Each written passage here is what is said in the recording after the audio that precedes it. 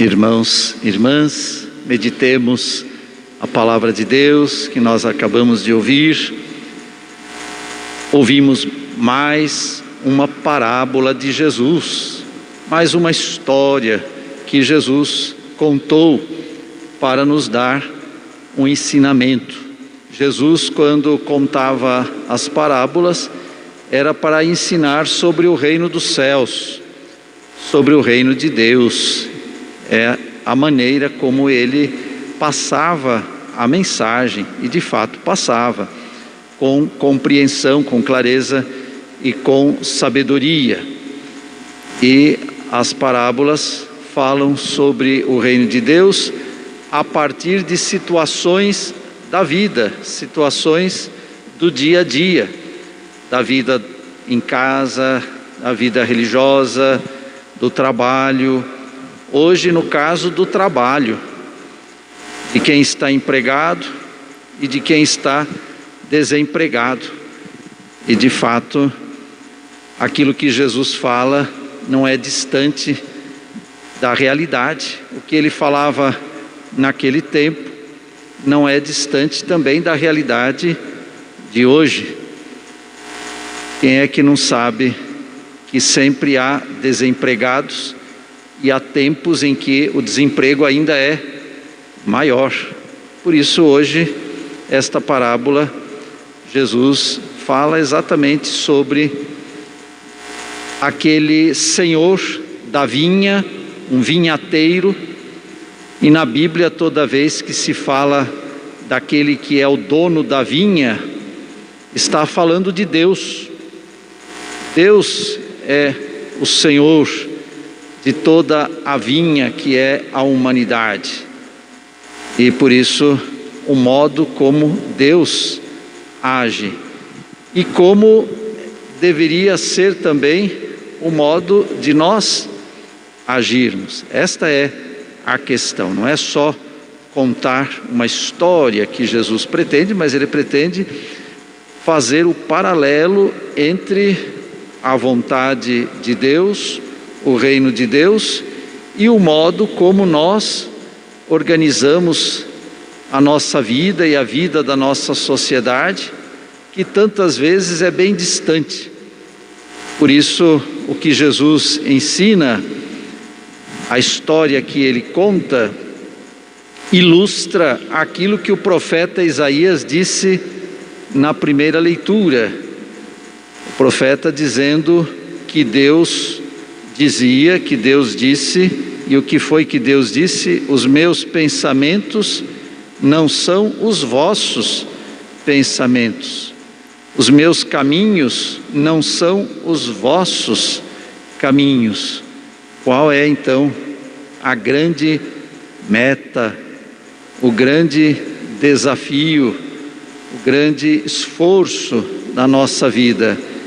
É contemplar, ou melhor, coadunar, corresponder o nosso pensamento, o nosso agir o nosso caminho, ao pensamento, ao caminho, ao agir de Deus. Meus pensamentos não são os vossos pensamentos. E de fato, a história mostra isso. A história, a parábola desse vinhateiro, deste dono da vinha, que foi contratando empregados, trabalhadores, alguns bem cedo, outros às 9, outros ao meio-dia, outros às 3 e outros às 5 da tarde. De fato, é para dar um ensinamento de que no reino de Deus, os últimos serão os primeiros.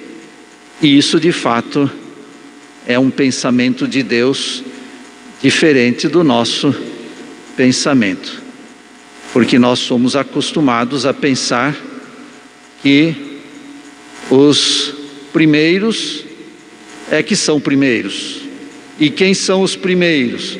Os primeiros são os mais fortes, os mais poderosos, os mais ricos, os que têm mais saúde, E Deus vai dizer o contrário: não, os primeiros são os últimos, como aqueles que chegaram por último às 5 da tarde para começar o trabalho e no final receberam a mesma recompensa.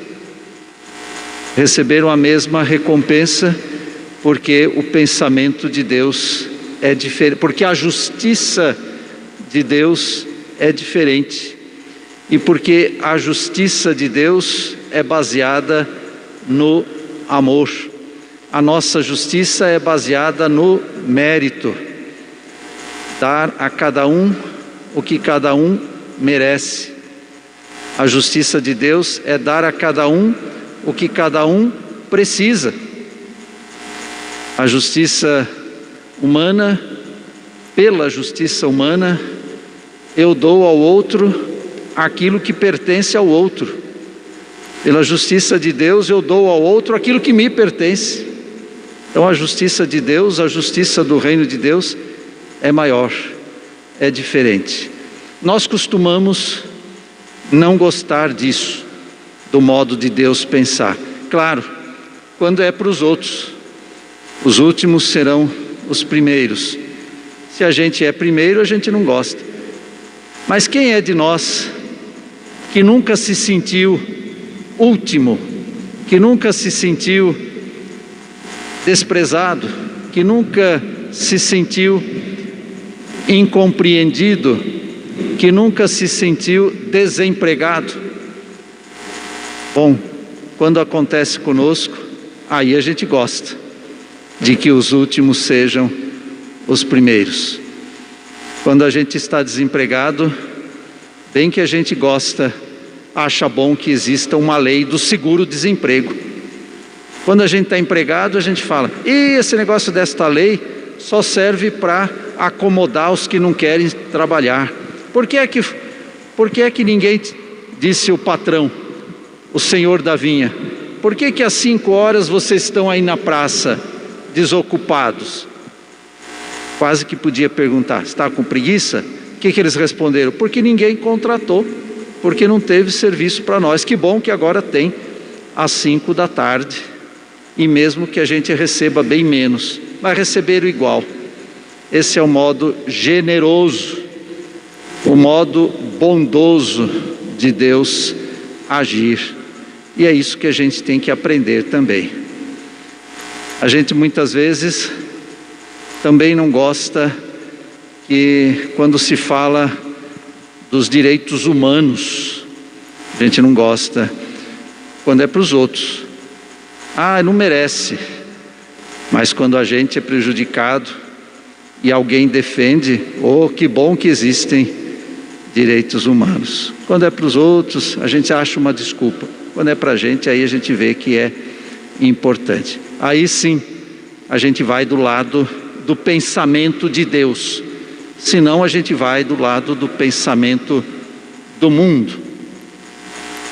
E os pensamentos e o agir e os caminhos de Deus são diferentes. Aliás, de Deus, não só o modo de agir é diferente, mas o modo de ser é diferente. Igual cantou no Salmo. O que você cantou no Salmo? Que Deus é misericórdia, compaixão, amor, piedade, paciência, ternura. É assim que Deus é. E com amor, com compaixão, com misericórdia, com piedade, com paciência, com ternura, aí a gente pode pensar igual pensa Deus e agir como age Deus.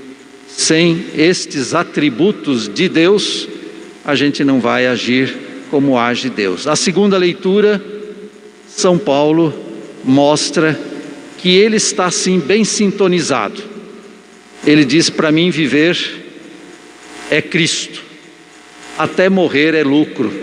São Paulo estava na prisão quando escreveu a carta aos Filipenses, e ele diz isso: para mim viver é Cristo por isso que se eu aqui na prisão se me matarem, e depois uma vez, mais para frente, de fato mataram, mas não era um momento ainda. Mas ele disse que se de fato matarem, é lucro, porque eu vou com Cristo.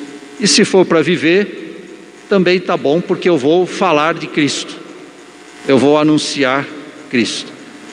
Ele está dizendo aquilo que ele já tinha dito de outra maneira: se vivemos, é para Cristo que vivemos; se morremos, é para Cristo que morremos. É estar com Cristo, é estar sintonizado com o pensamento de Deus, com os caminhos de Deus, com o agir de Deus, com o ser de Deus. E depois São Paulo ainda diz: para mim o que importa é estar com Cristo. E por isso ele aconselha: vivam também segundo o ensinamento de Jesus Cristo, segundo o modelo que é Jesus Cristo. Acolhamos, irmãos, esta palavra que muda o nosso coração e que muda o nosso agir, sobretudo a partir do amor e da generosidade e da bondade do nosso Deus. Amém.